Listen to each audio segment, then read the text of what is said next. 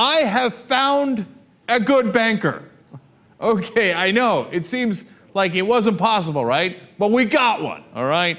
His name is James Gorman, and believe it or not, he's the CEO of Morgan Stanley. They are one of the top investment banks in the country. Now, why do I say he's a good banker? Well, first of all, he's apparently the only guy on Wall Street who understands, hey, you know what? We're actually supposed to serve our clients. And it's not just his words. Don't think I just take a banker at his word. It's his actions. He's ended all proprietary trading at Morgan Stanley. Now, proprietary trading sounds fancy. All it is the trading they do for themselves. That's their own gambling. Now, remember, investment banks aren't really built for that. That's not supposed to be their job. Their job is supposed to represent clients, put in trades for them, make markets for them, et cetera, serve the clients. And Morgan Stanley has decided to do something revolutionary on Wall Street this day and age. They're going to actually do that. They're going to serve their clients. And so he's like, end of this, end of the ridiculous bonuses, et cetera, the proprietary trading that has gotten all the other banks in trouble. By the way, Morgan Stanley in 2007 lost $9 billion because of one stupid trader that made one stupid trade.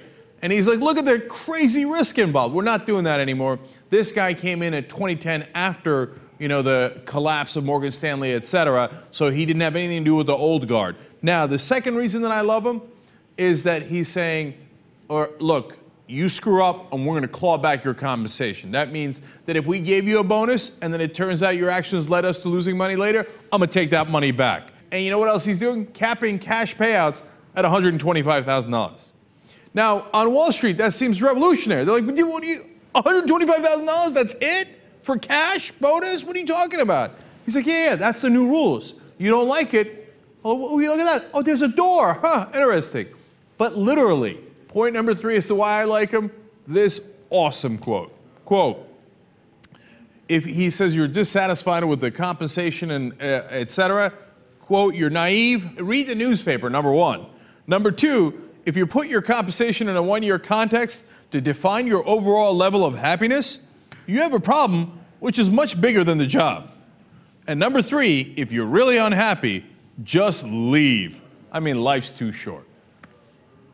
Come on. Come on. That's awesome. He's like, because all these years we've been here, my God, if we don't pay these guys millions of dollars, even if they bankrupt the companies, they're going to leave. And here's the head of one of the top investment banking companies going, hey, you know what? There's the frickin' door. Enjoy it, man. Get. Don't make me rough talk you and run you off. You don't like making your $125,000 bonus and all the salary I'm giving you? But that's what God made doors for. Get the fuck out. Come on, who doesn't like this guy? So, one last thing on this, which is very important. Look, oftentimes we're criticizing bankers on this show. It's not because banking, by its very nature, is something that is bad, right? That's way too broad. That's ridiculous, right? No, banking has a purpose. You put your money in, you get a certain amount of savings, et cetera. They use that to stimulate the economy. That's not their purpose. Their purpose is to make a profit, but they make that profit by loaning out money so that businesses can grow, so you can buy a house, et cetera. So the core business of banking, there's nothing wrong with. And then on an investment level, you have businesses that need certain financial services. Nothing wrong with that too. If they get back to that, as apparently Morgan Stanley is doing, well then that's terrific, okay? We do need that. The problem is when bankers get out of control, when his bankers gone wild and they're ripping off their shirts and saying, all right, free money from the Fed, let's gamble.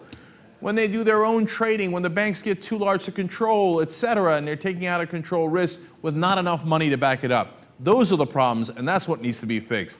It's not a general crusade against all bankers. That would be ridiculous. By the way, one last thing. I'm going to put a prediction on the record here for you guys. If James Morgan continues to be the head of Morgan Stanley when the next economic collapse happens, and that economic collapse is definitely coming, it's only a question of when it happens, I predict that Morgan Stanley will be one of the very few financial firms that will survive it.